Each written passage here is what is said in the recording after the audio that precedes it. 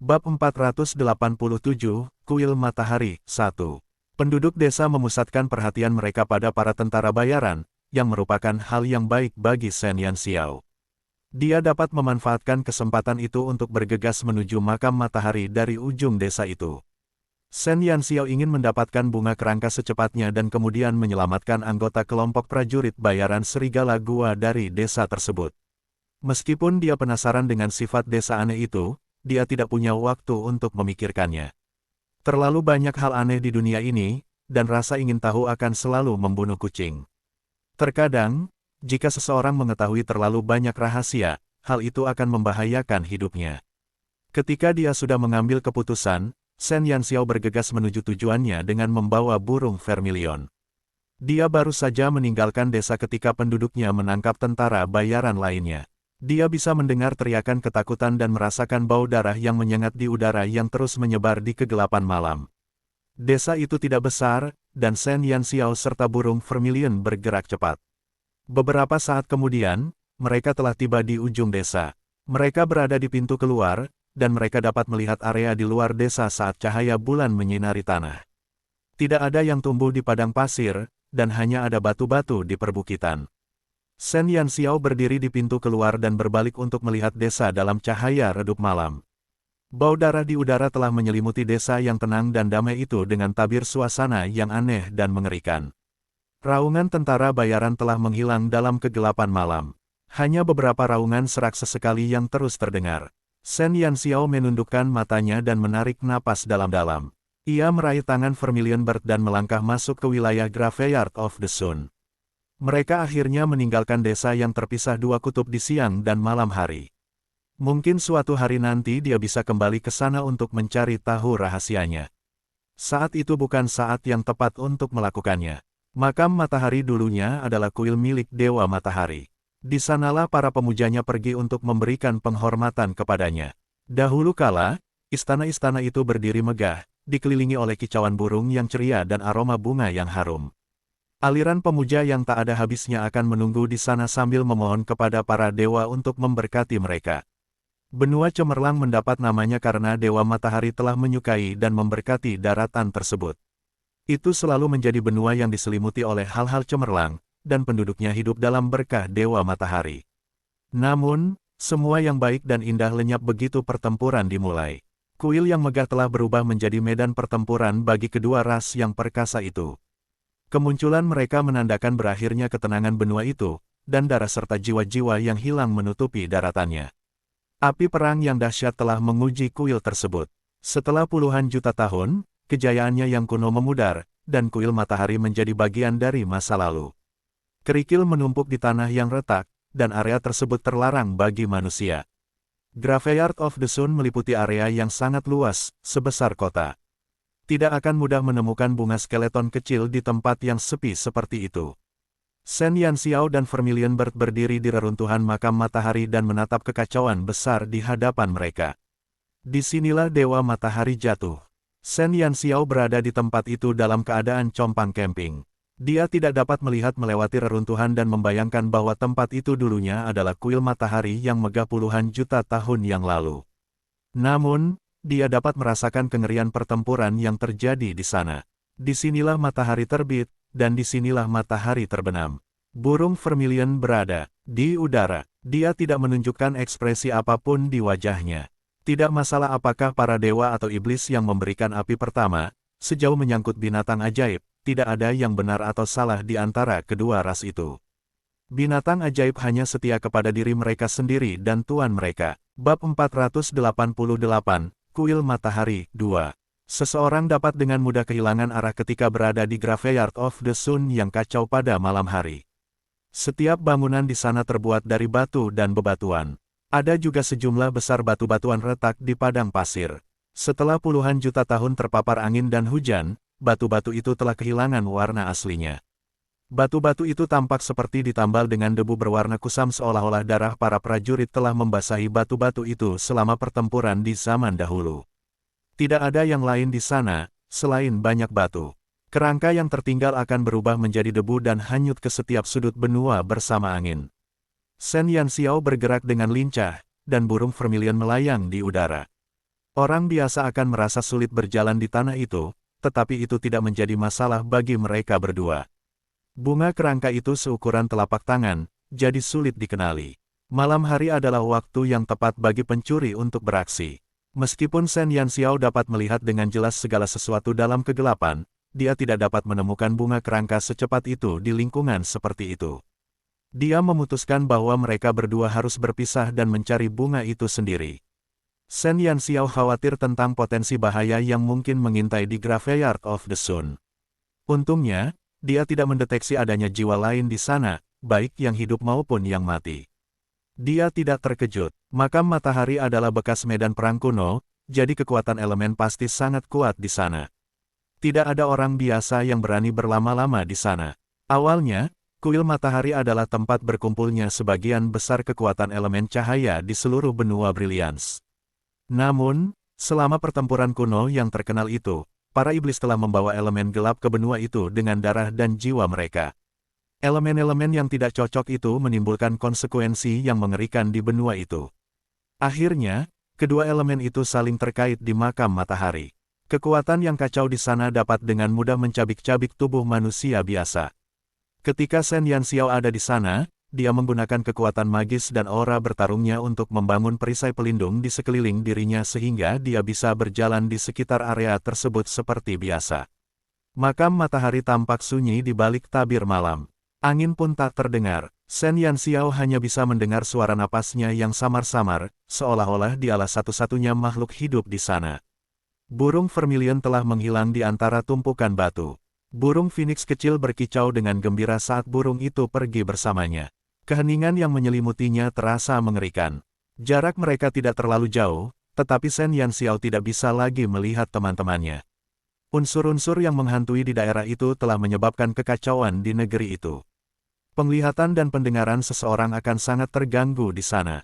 Medan perang kuno bukanlah tempat untuk bersenang-senang. Jika tidak, orang tidak akan menganggapnya sebagai area terlarang. Shen Yanxiao memutuskan untuk mencari bunga kerangka secepat yang ia bisa sehingga ia bisa meninggalkan tempat mengganggu itu secepatnya. Sembari mengangkat dan memindahkan batu-batu besar itu, Shen Yanxiao dengan cepat menjelajahi setiap sudut dan celah tanah yang dilewatinya. "Xiu, bisakah kamu merasakan kehadiran bunga kerangka?"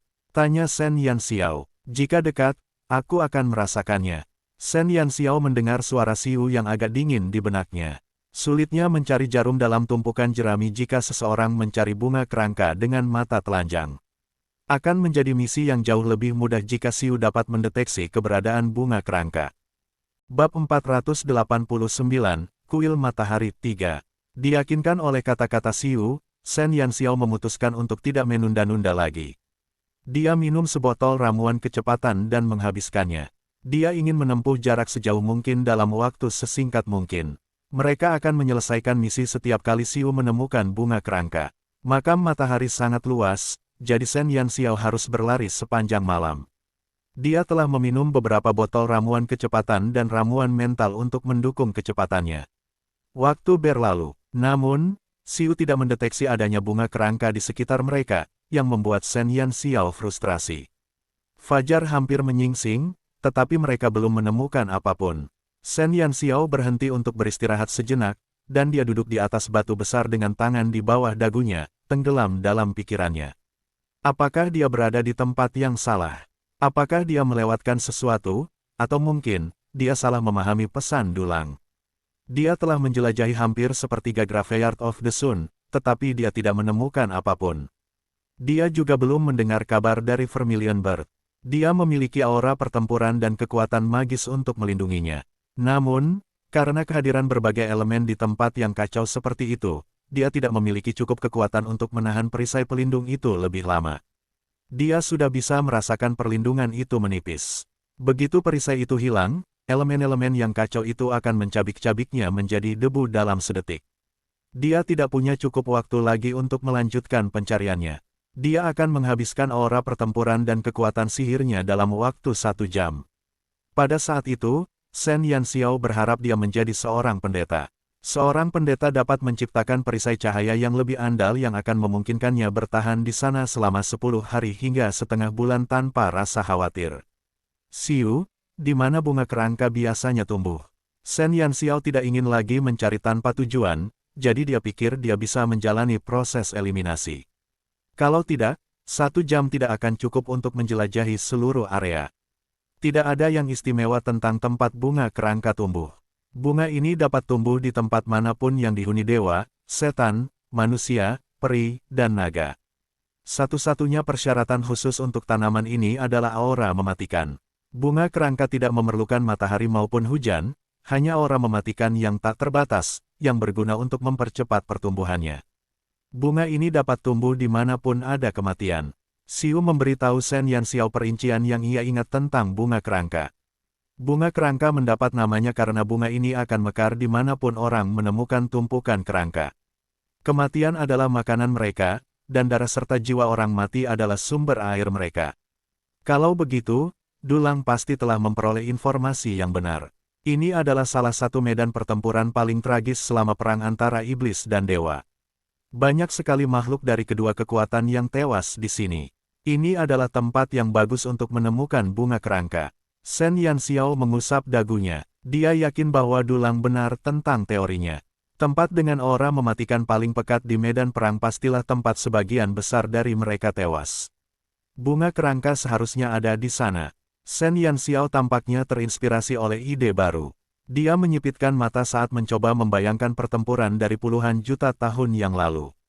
Pasukan dari ras naga pasti telah maju ke kuil matahari. Dewa matahari pasti telah menjaga kuil tersebut pada saat itu, dan dia pasti telah memimpin manusia dalam pertarungan melawan para iblis. Darah dan kematian telah menjadi himne pertempuran abadi, dan bergema di seluruh negeri kejayaan sebelumnya. Di mana Dewa Matahari binasa, Shen Yanxiao mengerutkan bibirnya saat secercah harapan melintas di benaknya.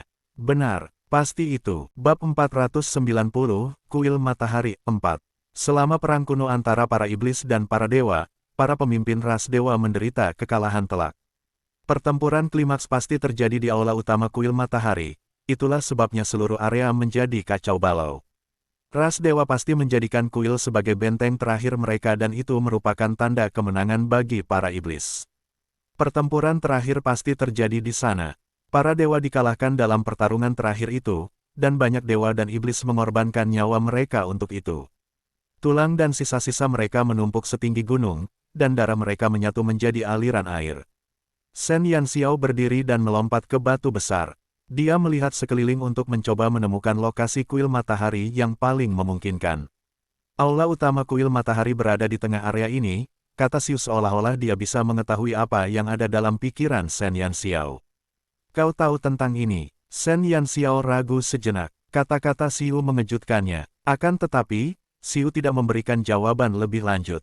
Waktunya hampir habis, jadi Shen Yanxiao tidak lagi mengganggunya dengan pertanyaan. Dia mengikuti kata-katanya dan berlari menuju jantung makam matahari. Ketika dia sampai di sana, dia begitu tercengang hingga kehilangan kata-kata. Dia melihat sebuah lubang besar yang menutupi lebih dari 1000 meter persegi di tengah makam matahari. Akan tetapi, tidak ada apa-apa di sana, bahkan sepotong batu pun tidak, apalagi bunga kerangka. Tanah gersang tampak tidak cocok dengan tempat yang kacau itu. Bagaimana mungkin? Shen Yanxiao tidak menyangka akan melihat ini. Dia tidak menyangka daratan tandus terhampar di depan matanya. Dia melangkah perlahan ke tanah kosong itu dan memandang sekelilingnya dengan bingung. Xiu, kamu yakin ini tempatnya? Ya, Shen Yanxiao terdiam. Apakah iblis-iblis itu menghancurkan kuil karena marah setelah membunuh Dewa Matahari? Itu tidak masuk akal. Dia memiliki petunjuk dalam genggamannya, tetapi jejaknya telah hilang. Shen Yanxiao, yang baru saja melihat secercah harapan, hancur. Dia tertekan. Sinar senja pertama menyinari tanah di cakrawala untuk menyingkirkan tabir malam dan membawa kembali cahaya kehidupan. Shen Yanxiao masih berdiri di tengah makam matahari. Ia menatap langit pagi saat berdiri di tanah asing itu. Ketika sinar matahari menyinari tanah dan membelai tanahnya, seberkas cahaya keemasan menyembul dari tepi tanah kosong itu. Cahaya itu bersinar terang saat membentuk lingkaran cahaya di sepanjang sisi tanah itu. Shen Yanxiao terkesima oleh pertunjukan cahaya itu. Sebelum dia sempat bereaksi, beberapa sinar cahaya keemasan saling bertautan di atas tanah di dalam lingkaran cahaya itu. Dalam sekejap mata, sinar cahaya yang cemerlang meledak keluar dari tanah kosong di bawah kakinya. Sama seperti matahari yang terik, cahayanya akan menyinggung mata seseorang. Cahaya yang menyilaukan itu menutupi seluruh daratan dan kemudian menghilang secara tiba-tiba. Seseorang akan terpesona jika melihat gambar di tanah pada saat itu. Saat cahaya memudar, garis-garis emas muncul di tanah. Sebuah susunan sihir besar telah terbentuk di tanah kosong. Kemudian, tanah kosong itu kembali ke keadaan semula, tanpa seorang pun jiwa di atasnya. Garis-garis emas yang membentang di tanah akhirnya meredup hingga kembali ke warna awalnya. Tepat pada saat itu, Vermilion yang berada di ujung lain makam matahari tiba-tiba dilanda rasa kehilangan. Dia segera berbalik tetapi tidak melihat Shen Yanxiao. Dia terbang ke langit dan melihat ke bawah ke kuil matahari. Tetap saja, tidak ada tanda-tanda tuannya. Bab 491, Kuil Matahari 5. Shen Yanxiao merasakannya saat ia jatuh. Ia kehilangan penglihatannya sesaat karena cahaya yang menyilaukan itu. Turunnya yang tiba-tiba itu mengejutkannya, tetapi ia berhasil mengucapkan kutukan pada dirinya sendiri agar ia dapat mendarat dengan lembut. Shen Yanxiao mendarat perlahan di tanah, dan penglihatannya berangsur-angsur pulih. Dia terkesiap kaget ketika mata semua orang terpukau dengan pemandangan di depannya. Di hadapannya, tempat itu bukan lagi makam matahari yang sunyi. Shen Yanxiao entah bagaimana berakhir di sebuah istana luas yang seluruh tanahnya dilapisi dengan dolomit putih bersih. Ada mural emas yang diukir di dinding putih yang mengelilingi istana. 12 pilar emas berdiri berjajar di sisi aula untuk menyangga langit-langit. Di ujung ruangan, singgasana yang terbuat dari batu emas berada di atas tangga giok putih setinggi 7 lantai yang bertatahkan batu bulan dan berkilauan dengan titik-titik cahaya keperakan. Sebuah patung matahari emas raksasa melintang di dinding di belakang singgasana. Orang dapat merasakan nuansa kekudusan di seluruh istana. Sekuntum bunga kecil berwarna abu-abu tumbuh di tepi singgasana di ruangan kosong itu. Bunga kerangka, mata Shen Yanxiao berbinar saat dia menjadi bunga abu-abu itu. Dia tidak menyangka bahwa bunga kerangka yang selama ini dicarinya telah tumbuh di istana yang tertutup rapat. Siu, tempat apa ini? Shen Yanxiao bergegas menuju bunga kerangka dan mengambil bunga berharga itu dengan sangat hati-hati. Shen Yanxiao memiliki banyak pertanyaan saat dia melihat istana yang megah namun megah itu. Ini adalah aula utama kuil matahari. Suara dingin Siu terdengar bingung. Dia tidak menyangka bahwa mereka akan bisa masuk ke kuil matahari, dan aula utama yang masih utuh. Aula utama, bukankah kuil matahari hancur dalam pertempuran itu? Tapi tidak ada tanda-tanda pertempuran di sini. Shen Yanxiao melihat sekeliling istana, tetapi dia gagal mendeteksi pintu masuk atau keluar di aula tersebut. Dia bahkan tidak dapat menemukan jendela, apalagi pintu. Kelihatannya itu adalah ruang tertutup tanpa akses keluar. Bagaimana kita bisa berakhir di sini? Dia ingat bahwa dia masih berada di Graveyard of the Sun beberapa saat yang lalu. Apakah cahaya itu membawa mereka ke sana? Siu tidak langsung memberikan jawaban kepada Shen Yanxiao karena ia harus mempertimbangkan kemungkinannya. Saya merasakan aura Dewa Matahari dalam cahaya itu. Namun, dia sudah lama pergi. Legenda menyebutkan bahwa para iblis telah menghancurkan kuil matahari, tetapi sepertinya di sanalah kita sekarang berada. Kita pasti telah melewatkan sesuatu. Siu berhenti sejenak sebelum melanjutkan. Mungkin Dewa Matahari mengaktifkan susunan magis di aula utama sebelum ia binasa. Kau berdiri di aula utama kuil matahari. Cahaya matahari terbit adalah yang paling murni dari semuanya. Mungkin itu memicu susunan magis, dan kemudian membawamu ke aula utama yang sebenarnya. Tunggu, kalau begitu, bukankah semua orang akan menemukan aula utama dengan mudah? Seseorang pasti sudah menemukan ini sekarang jika susunan sihir dipicu setiap hari. Entah bagaimana, Shen Yanxiao merasa bahwa kata-kata Siu tidak sepenuhnya masuk akal. Jika sinar matahari dapat memicu susunan magis itu, para iblis akan menyadarinya sehari setelah pertempuran terkenal itu. Siu terdiam sejenak sebelum dia memiliki jawaban untuk Shen Yanxiao. Selain sinar matahari, ada satu hal lagi yang dibutuhkan untuk memicu susunan ajaib itu. Ada apa? Tanya Shen Yanxiao. Keilahian. Bab 492, Kuil Matahari 6. Keilahian. Shen Yanxiao belum pernah mendengar kata itu sebelumnya. Dia tidak percaya bahwa sesuatu yang begitu mengesankan akan ditemukan dalam dirinya. Para dewa dibagi ke dalam beberapa tingkatan berdasarkan kekuatan mereka. Dewa-dewa biasa tidak memiliki keilahian. Hanya mereka yang memiliki peringkat yang memiliki keilahian. Ada 4 tingkatan dewa, dewa peringkat rendah, dewa peringkat menengah, dewa peringkat tinggi, dan dewa penguasa. Dewa-dewa dari berbagai tingkatan ini memiliki jumlah keilahian yang berbeda, dan Dewa Matahari adalah dewa peringkat tinggi dengan 7 keilahian. Hanya dewa dengan keilahian yang dapat memicu susunan magis yang telah ia buat, jelas Xiu. Xiu, apakah kamu seorang dewa? Setelah hening beberapa lama, Shen Yanxiao akhirnya menemukan keberanian untuk mengajukan pertanyaan yang membebani pikirannya. Shen Yanxiao tidak pernah memiliki gambaran yang jelas tentang identitas Xiu. Dia hanya tahu bahwa dia sangat kuat, dan burung vermilion telah menyebutkan bahwa Xiu mungkin merupakan bagian dari ras dewa. Dewa Matahari telah mengatur susunan magis sehingga hanya dewa dengan keilahian yang dapat memicunya. Semua bukti menunjukkan kemungkinan bahwa Xiu adalah dewa. Apakah Xiu seorang dewa yang selamat dari pertempuran kuno itu? Sayangnya, Xiu tidak memberinya balasan.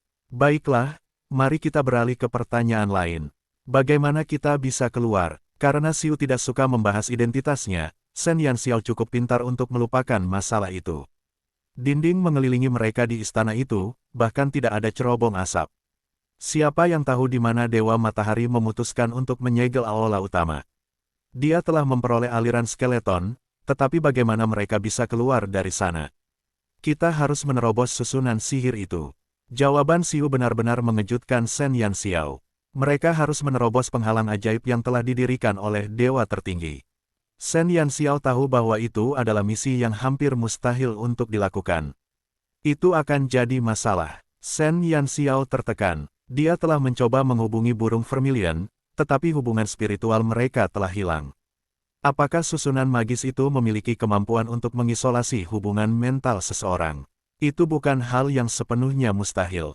Sudah puluhan juta tahun berlalu, jadi kekuatan dalam susunan sihir itu pasti sudah sangat melemah. Jika aku bisa memulihkan sedikit kekuatanku, aku bisa mencobanya. Xiu tidak terlalu mempermasalahkan situasi mereka.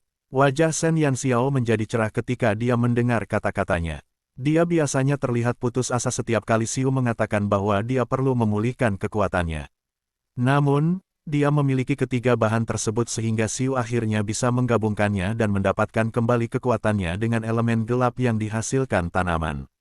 Shen Yanxiao senang karena dia membawa rumput api dan tanaman moling bersamanya. Dia mengambil semua tanaman dari cincin interspatialnya. Hanya ada satu masalah. Dia memiliki semua barang itu, tetapi bagaimana dia bisa mengolahnya? Tidak ada tanah dalam jangkauan mereka. Kamu bisa menggunakan kekuatan sihir dan aura pertempuranmu sebagai media pertumbuhan untuk menanamnya sekarang. Jawaban Xiu datang pada waktu yang tepat untuk memecahkan masalah Shen Yanxiao. Shen Yanxiao segera meletakkan ketiga tanaman itu di tangannya dan membungkusnya dengan aura pertempurannya. Ketiga tanaman itu dengan cepat menunjukkan vitalitas baru ketika uap abu-abu yang hampir tidak terlihat mengepul dari tanaman itu. Berhasil, Shen Yanxiao sangat senang. Xiu, berapa lama waktu yang kamu butuhkan untuk menembus formasi sihir? Tanyanya dengan santai. 2-3 bulan. Sekali lagi, Shen Yanxiao terdiam. Seteguk darah mengalir, deras di tenggorokannya di saat frustrasi. Dia merasa seolah-olah telah jatuh dari surga. 2-3 bulan, kompetisi antar akademi di Kekaisaran Longxuan akan dimulai hanya dalam 2 bulan.